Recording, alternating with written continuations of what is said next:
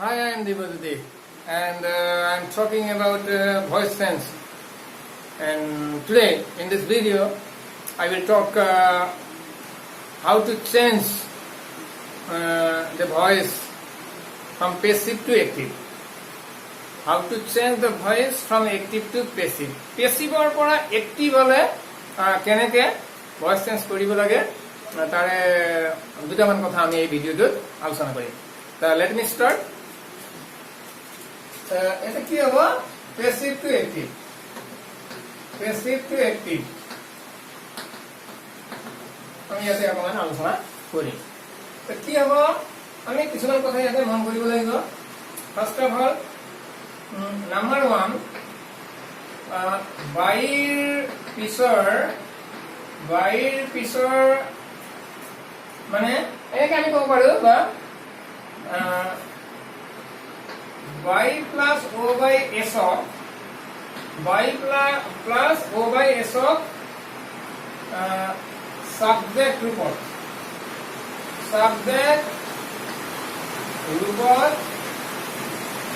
একেবাৰে আগত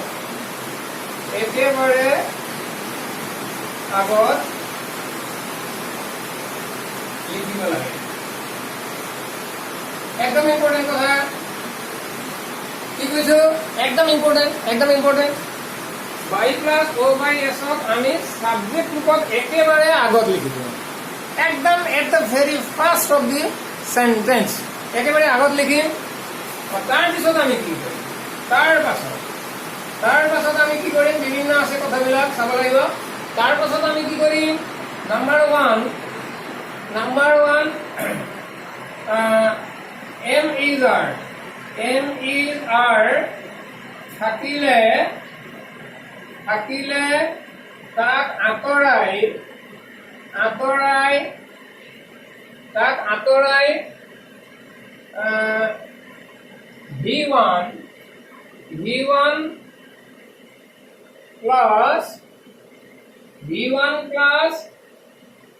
v1 plus কি কৰিব লাগিব,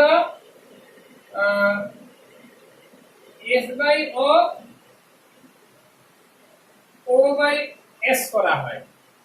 কি কৰিব লাগিব, s by o by s কৰিব লাগে. একদম ইম্পৰ্টেণ্ট. m is r থাকিলে তাক আঁতৰাই verb 1 plus s by o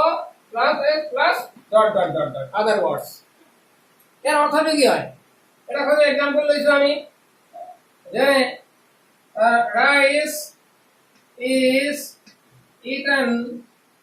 by me. Rice is eaten by me. তো কি হবে, যে এতে যদি একটিভ না প্যাসিভ হয়, বি ভার্ব আছে, ভার্ব আছে, বি ভার্ব বি বিন মি, যেকোনো একটা ভার্ব দিয়ে প্যাসিভ হবে. এখন আমি প্যাসিভ দিয়ে একটিভ, এটা বাই মি দিতে আছে, বাই ও বাই এস ক আমি কি কৰিব লাগিব, সাবজেক্ট ৰূপত. ইয়াৰ সাবজেক্ট কি হ'ব, আই হৈ গ'ল. তাৰ পিছত কি কৈছে, লিখিব লাগে. তাৰ পাছত এম ইটাৰ কিবা থাকিলে আছে নেকি, আছে, তাক আঁতৰাই কি কৰিলে v1, ইটাৰ কি হ'ব, ইট হৈ গ'ল, প্লাছ কি কৰিব কৈছে s by o, যেটো ৰাইস হৈ আছে, এই ৰাইসক আমি কি কৰিলে o by s কৰিব লাগে, মানে ৰাইস, I ate rice. এই হৈ গ'ল আমাৰ passive to active. Very important. ঠিক তেনেকৈ যদি এমিডাৰ থাকিলে এইটো হৈ গ'ল. যদি আমাৰ সেন্টেন্সত নাম্বাৰ 2 ওয়াজ ওয়্যাৰ কিবা যদি থাকে, ওয়াজ ওয়্যাৰ কিবা যদি থাকিলে কি কৰিব লাগে,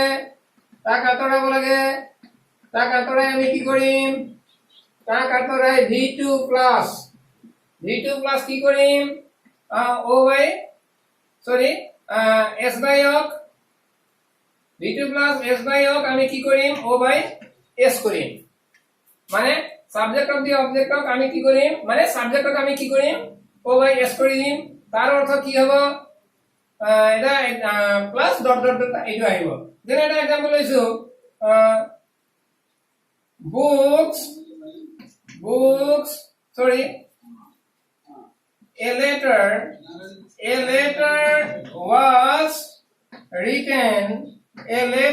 was written by her. A letter was written by her. চাব লাগে বস্তুটো কি হৈছে, এ লেটাৰ ওয়াজ ৰিটেন বাই হাৰ ঠিক আছে আমি ইয়াত কি কৰিম প্ৰথমে বাই হাৰক আমি সি কৰিলো কি মানে কৈছে কি যে ওয়াজ ভাবে থাকলে টাকা দ্বাৰাই প্রথমে দেখি এই কোন কথাটি করি নাই বাই ও বাই এসক আমি সাবজেক্ট রূপত কি লিখিলো বাই হাৰৰ সি কৰিলো প্লাস কি কৈছে v2 ওয়াজ ভাবে থাকলে v2 কৰিম ৰিটেনৰ v2 কি হ'ব ৰড সি ৰড আৰু কি কৈছে subject by object of O by এস অবজেক্ট অফ দি সাবজেক্ট কৰি মানে subject of the object of the subject কৰি মানে এই লেটাৰটো আমি কি কৰিলো ইয়াতে এ লেটাৰ কৰিলো এইটো হৈ গল আমাৰ ইয়াৰ आंसर আৰু এনে আমাৰ কি আছে মেইন ভাৰ্বৰ পাছত অবজেক্ট থাকিলে এই অবজেক্টটো সাবজেক্ট ৰূপত আকনি থাকিব এই পেছিভটো এটা সাধাৰণ কথা গতিকে she wrote a letter was written by her she wrote a letter এইটো হৈ গল এন ইকুয়াল আৰু নেক্সট কি আছে নাম্বাৰ 3 আমি পাম এইবাৰ কি পাম নাম্বাৰ 3 যদি আমাৰ সেন্টেন্সত বি থাকে কি থাকে সৰি সেন্টেন্সত যদি বিন থাকিলে আমি কি কৰিম বিন থাকিলে তাক আঁতৰাব লাগিব তাক আঁতৰাই কি কৰিম আমি হ্যাভ ভাৰ্বটো আমি লিখিম প্লাস ভাৰ্ব 3 প্লাস আমি কি কৰিম ও বাই এস সৰি ইয়াক ও বাই এস কি কৰিম বিন থাকিলে তাক আঁতৰাই হ্যাভ ভাৰ্ব লিখিম ভাৰ্ব 3 লিখিম আৰু এস বাই অক ও বাই এস কৰি দিম তাৰ অৰ্থ কি হয় জানে এটা एग्जांपल লৈছো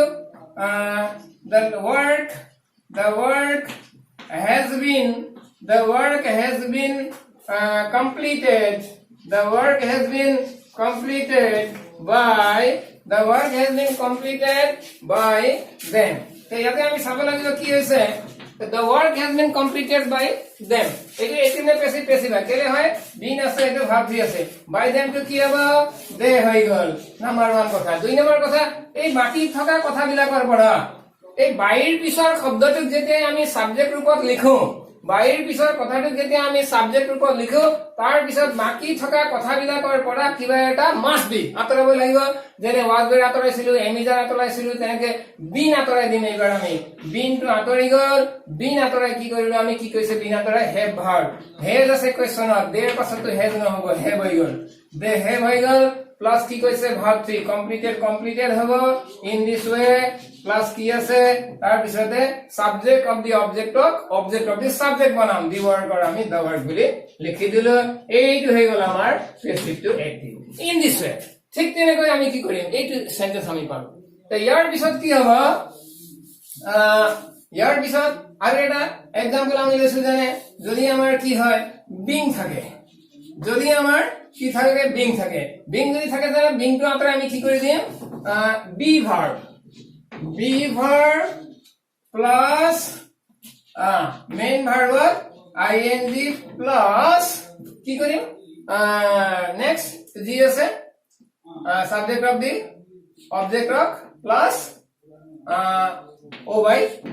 এস বনাই দিম তাৰ অৰ্থ কি হ'ব যেনে football is example football is being played by them very important চাব লাগিব football is being played by them একেবাৰে পেসিভ কি আছে being আছে ভার্ব 3 আছে গতিকে by them তো কি হৈ গল they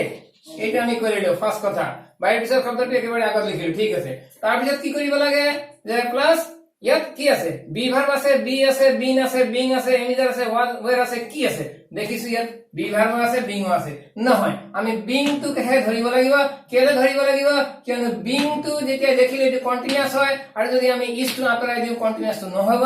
ইয়াৰ এক্টিভটো গতিকে আমি is to be verb to থাকিব লাগিব বিং টু আঁতৰাই বলে আমি কি কৰিম এইটো কৰিম কিন্তু বিং হে আঁতৰাম ইজ টু আঁতৰাব নালাগে ঠিক আছে ইজ টু আমি ইয়াত লিখিম কিন্তু ইজ লিখিম নে কি লিখিম ফুটবল ইজ হৈছিলে দে টু ইজ নহব দে কি হৈ গল আর হৈ গল ঠিক আছে প্ৰেজেন্টৰ বিভাগ এমিজাৰ তাৰ ইজ হৈছিলে ইয়াতে আৰ হৈ গল আফটাৰ দে পিৰিয়ড নাম্বাৰ গতিকে দে আর বিং টু গল কি কৈছিলে মেইন ভার্বত বিভাগ লিখিবলৈ আইএনজি কৈছিলে প্লেইং হৈ গল নেক্সট কি আছে subject of the object of the subject কৰিম ফুটবলক আমি লিখি দিলো অবজেক্ট বনাই পেলাই football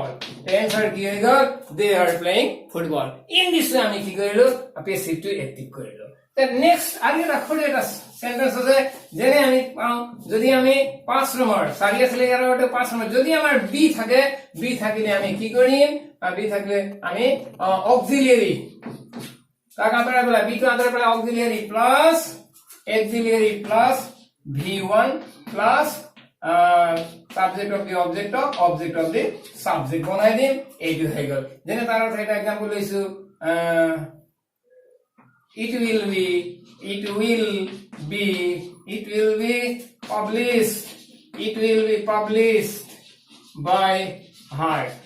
be published by her এটা সৰু एग्जांपल লৈছো it will be published by her to কি হ'ব c তাই ইয়াত কি আছে এমিজাৰ আছে was were আছে being আছে been আছে নে be আছে be টো আঁতৰিব will টো নাতৰে it will c will ঠিক আছে will টো থাকিব লাগিব be টো আঁতৰিব প্লাস কি কৈছে after auxiliary plus v1 published or publish হৈ গল এইটো হৈ গল আমাৰ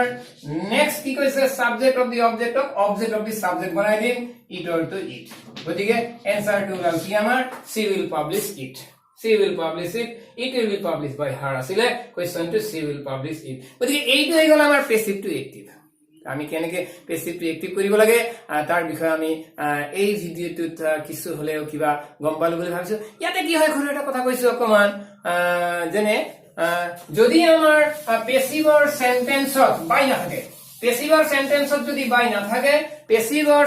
যদি বাই না থাকে তেতিয়াহলে বাই কি আছে বুলি ধৰিব লাগিব যে বাই people আছে বুলি ধৰিম বা people by someone বা somebody ইত্যাদি by us by them ইত্যাদি আছে বুলি ধৰি তেনেকে আমি পেসিভ টু এক্টিভ কৰিব লাগিব যদি আমাৰ পেসিভ সেন্টেন্সত যদি কি না থাকে যদি বাই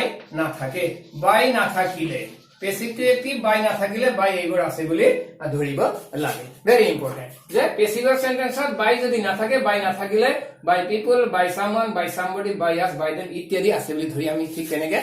পেসিভ টু এক্টিভ কৰিম তো ঠিক আছে এই ভিডিওটো নিশ্চয় ছাত্ৰ ছাত্ৰীৰ কাৰণে এটি